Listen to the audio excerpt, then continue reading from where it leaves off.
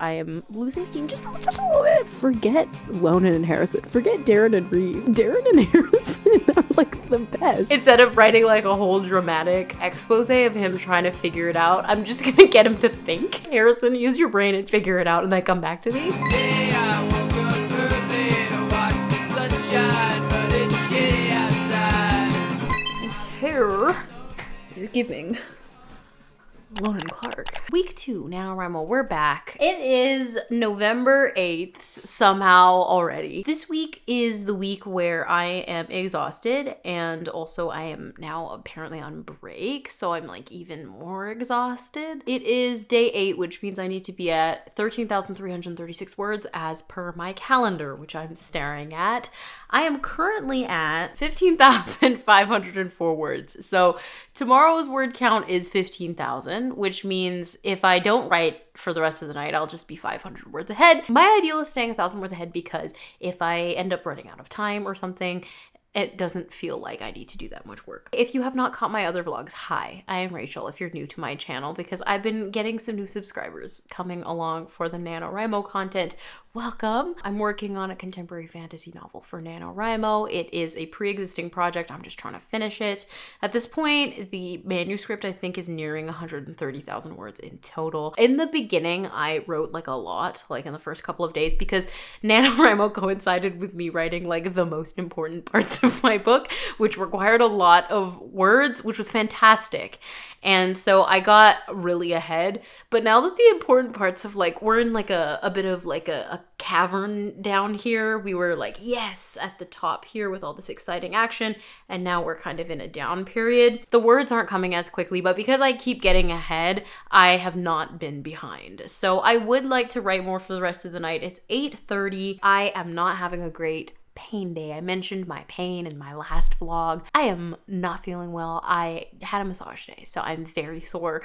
But you know, I still want to write and I'm excited to do it. So I'm gonna prop up my standing desk and I'm just gonna enjoy the rest of my evening. I was gonna work on school, but I don't care. I finished a glosa today. If you're a poet and you know what that is, everybody, round of applause. That is enough. I kind of hinted at it a second ago. I'm at the boring part of my book right now. It's not like it's boring, but in comparison, everything it's boring, I say. It's a funeral. I have been trying to deal with feeling very motivated for Nano while not writing the most exciting stuff. I was saying in my last vlog that week 1 was very easy for me, and it was very easy for me. I didn't struggle too much with it. Honestly, it's exciting. It's not that I'm struggling this week. It's just that I think I'm tired and exhausted because of school. I have a lot of final projects to actually write. I'm a creative writing major. If you don't know me, I am getting kind of tired and a little bit fatigued by that. So I want to get back onto a track where I'm writing one of the more exciting bits of the book and kind of just push through the lesser exciting stuff. It's not like today I was writing boring stuff. I actually wrote some stuff that I actually really quite enjoyed today. I am kind of transitioning out of the fun stuff. I was kind of writing the falling action and now we're like right at the bottom. So I'm gonna try to get back onto the rising action because that'll be a lot more exciting. I checked out my scene list today and I'm pretty on track to actually get to a particular major scene that I want to write really soon. I was having a bit of an issue with one of the scenes I had planned because I realized like I had already kind of figured this out in the book and that it wouldn't make sense for my character to like uncover a mystery that he just needs to use his brain to figure out. So I think I'm gonna, instead of writing like a whole dramatic 2,500 word expose of him trying to figure it out, I'm just gonna get him to think. And I'm like, Harrison, use your brain and figure it out and then come back to me. It's pretty easy. I think put 2 and 2 together. The math is mathing. He's got this. So I think instead of writing that, which I wasn't really looking forward to writing it anyway, I'm going to kind of just summarize it and that will be fantastic. So I'm going to start just doing a couple of sprints. I'm in the middle of a scene. Like I quite literally ended off in the middle of a sentence. I was in class and I decided to write a little bit while I was not paying attention to my lecture. I'm so sorry. So I wrote just a touch, like a couple of sentences. So I'm just gonna continue off from where I left off. Hi guys, it's the next day. I am outside talking into my fluffy microphone and I'm cold, so I'm gonna make this quick. Yesterday I had a fantastic writing night. I think the document itself was at like 15,500 words at the start of the day and it's just under 18,000 words now. quite literally like 30 words off. It's like 17,900 and something words. So writing was quite successful, which is fantastic because honestly, I was not feeling it. Earlier in the day, I was saying in the clip how, I'd written something and I liked it, but I meant like the least exciting part of the book, to be honest. And that has changed, I think, astronomically. This is why I love being a pantser. There are some things you just can never like plan for, at least, as a pantser. For planners, your brain works differently. I'm not here to tell you how your process works, but for how my process works, there are some things that I just cannot conceivably plan. And when it actually happens, it's like, whoa. I had this whole funeral thing planned and I'd written the funeral thing, but I hadn't really had an idea that this particular thing was going to happen right after this scene, and it's completely like bursted open the book in a way that I really needed it to. There's a lot of momentum now. It's high energy again. Seventh Virtue is an action heavy book, really. We're like moving throughout the book quite fast-paced, and as a literary fiction writer, that's something that I kind of struggled with in the beginning and something that I've actually begun to kind of crave. The more I write this book, I'm more of an adrenaline junkie with it. It's not like the quieter scenes aren't interesting to me. They are interesting to me. It's just there's something that hits different about, action heavy scenes. So I'm so excited I was able to write that. I'm gonna go do some writing again today. Of course, it is my break, and if you're a student, you don't have a break. I have to do work, but I really just feel like writing quite a bit because I was so excited. So I'm gonna go reread what I wrote. I have been obsessed with Darren and Harrison's friendship. So I haven't talked about Darren so much on this channel in recent years. If you are a viewer from like 2018, 2019, you know who Darren is. But if you haven't been around since then, Darren was a character who's really important to one of the narrators in Seventh Virtue. So if you didn't catch my other videos, I have two narrators in Seventh Virtue. One is Harrison, one is Reeve. Reeve used to narrate the main series books for Fostered. If you have no idea what I'm talking about, I have an entire video explaining this 10-book series and how it's changed over the years. But the first 6 books were in Reeve's head, and toward the end of the books, Darren gets introduced in book 5, and he's a really big character in books 5 and 6. And him and Reeve make a friendship that turns romantic toward the end of book 6. And Harrison, funnily, who's my other narrator, I cannot remember what his relationship was like with Darren. It's been years. The last time I wrote with Darren as the main character was 2019, so it was kind of difficult to even figure out how to write with him again, let alone remember what his relationships were like with everybody but Reeve. Something I wasn't expecting out of Seventh Virtue was Darren and Harrison's friendship. Darrison.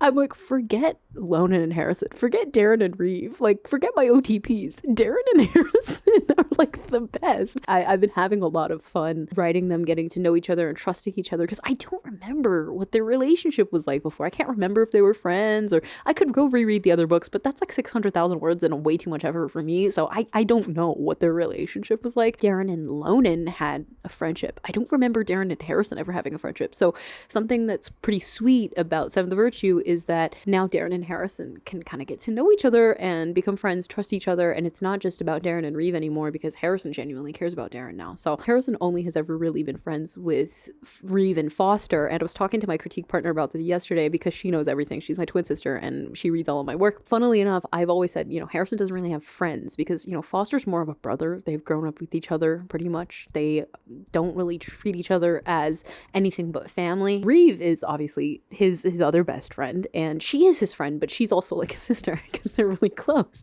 And then Lonan used to be Harrison's only friend, and actually in the original books they used to be enemies because Lonan used to be a villain. He had a whole Zuko-esque anti-hero arc, and I'm sad that nobody will ever get to see that because it was the best part of these books. That's why book 3 of Fostered is my favorite, because Lonan has this redemption arc. They weren't friends, but eventually that was Harrison's only friend for a long time. After a while, Lonan became his friend, and then obviously they're still friends, but now they have a romantic relationship. So he doesn't really have, just like a solid, friendship, capital F friendship. And so it's been so fun to see him interact with somebody new and to see what that means. And they have shared experiences. Darren, in the original lore, his younger brother Matthew has gone missing, and that's the same. I have kept it the same in Seventh Virtue. His brother is missing. In this book, Matthew is a bit older when he first goes missing. He's 13, and Harrison's mother, Susanna, who's a huge character in Feeding Habits, who isn't missing in Feeding Habits, she is missing in Seventh Virtue. So they kind of bond and understand each other's experiences experiences because they both have a loved one who is missing. And so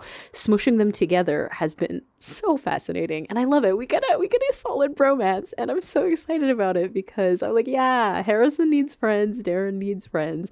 They just need somebody that, you know, they really relate to. And I feel like they found that. Hi guys. So I just filmed a video for an announcement because I was just longlisted for the CBC Short Story Prize today. So writing yesterday didn't really happen. And that's fine because what did happen was equally as important, and I was making a lot of developments anyway. I did write a bit, but it wasn't very much. So let's see. I wrote more than I thought. I wrote 809 words yesterday. So I meant to write more, but then I ended up really needing to timeline something that I had not timelined before. So my wonderful sister and I sat down for like an hour and a half trying to figure out this complicated I don't even know it was that difficult, but we had to change like a whole bunch of stuff. I had to change a whole bunch of character birthdays. So like their canonical birthdays are not the same in Seventh Virtue. It just doesn't work. So I have changed them. And that was confusing.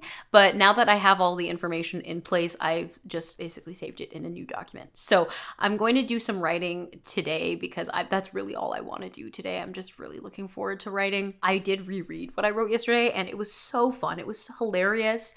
I also loved the Darrison moments. There's so much Darrison. This whole vlog is just Darrison. So far I've written 18,789 words. It is the 10th, and according to my calendar, I needed to be at 16,000 words today. So I'm basically a day ahead because tomorrow is when I would need to be at 18,337.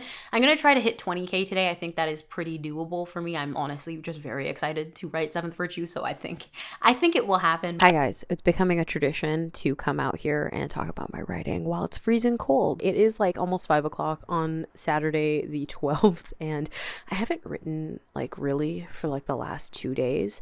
It just so happened to be that way. Honestly, I've been exhausted. It's my quote-unquote reading break. I could barely even do like my schoolwork. It's like the end of the semester. It's the end of the year. So I had to take off the last 2 days because I was like, there's no possible way I can do this semester if I don't actually take a break right now. It means that I'm not ahead anymore at NaNoWriMo. That's okay. The manuscript is at just under 20,000 words and I have to be at around 20,000-ish today. So I'm like literally 40 words away from 20,000. So I'm gonna make the word count for today and then hopefully get at least like 500 words ahead. Wanted to read a couple of excerpts. So these are 2 excerpts that I wrote in week 2. I think it's fun to actually share some of my writing with you guys. Like I said last time, this is a first draft, but enjoy Harrison being the most chaotic narrator in the entire world. And I love him very much. Context for this excerpt is that Harrison has gone to take care of his friend Darren, who was a little under the weather. And by under the weather, I mean drunk. He has gone to go help him at his cabin and he is tired. Bad things keep happening to him. He's really not used to all of this interpersonal conflict. Harrison approaches the stove and checks the can of ravioli with his bare hands, which is a stupid idea because the metal is hot and he's snatching his hand back with a yowl. So now he's embarrassed and charred. A fantastic, sexy combination. Your entire family is becoming more and more predictable to me. Harrison yanks the tin off the element with the edge of his t-shirt, cursing, and then retrieves the 2 forks he managed to locate inside a creaking chest of drawers in the corner. Like a reverse Arthur, he stabs the forks into the ravioli, tired of this Excalibur shit, tired of being the hero. Harrison is so funny. The dialogue there, your entire family is becoming more and more predictable to me, is he's talking to Darren because they were talking about something I can't remember anymore. But I think the tired of being the hero is really funny. I was just thinking, you know, like Taylor Swift has that song Anti-Hero, which is like a huge thing everywhere. I was like, Harrison right now. Harrison right now. He's the problem, but actually, you know what? He's not the problem. Everybody else is the problem. Darren reaches for the tin. Harrison takes this as an opportunity to fill up a plastic cup with water, then sets it down onto the cot. Oh, what he'd give to go back to an hour ago when he was romanticizing this cabin and its strange, cramped walls, its swollen floorboards. Now that Darren is awake, it stinks of the truth. They are both messes, playing fervently into their own illusions. Harrison scowls. That is the most Lonan thought he has ever had. I love bullying Lonan in Harrison's narrative. It's really funny. He's constantly like thinking things. Like I think I posted this on my Tumblr and I was like, Harrison thinks of something mildly poetic. Oh my god, this is disgusting and the most Lonan thought I've ever had. I actually have one more that I want to read for you guys because it's Foster and I don't talk about Foster that much on here and he deserves some spotlight. This is actually in Reeve's point of view and she's thinking about her friend Foster. If out of the 3 conscious people in this room, Reeve's the only one of sound mind, she can step up to the plate, but how she yearns for Foster right now. Out of everyone she knows, Foster is the most level-headed when it comes to people he loves in distress.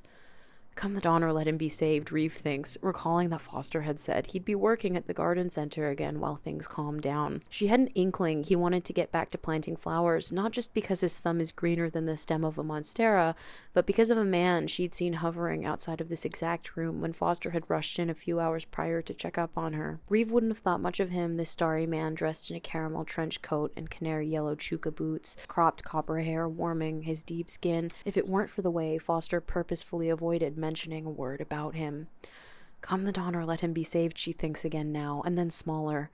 And then we can talk about your potential new boyfriend. Oh, we're giving Foster companionship. We love that. He deserves the world. Anyway, so that's it from me. Let me know how your week 2 went. All in all, I am tired. I am losing steam just a little bit, but like, it's not because of the book and it's not because of NaNoWriMo. It's just because of my life circumstances. Anyway, let me know how your week 2 of Nano went in the comments, or if you're not doing Nano, how did your week of writing go? But for now, thank you so much for watching, and I'll see you guys in another video. Bye. It's me. Hi. It's me.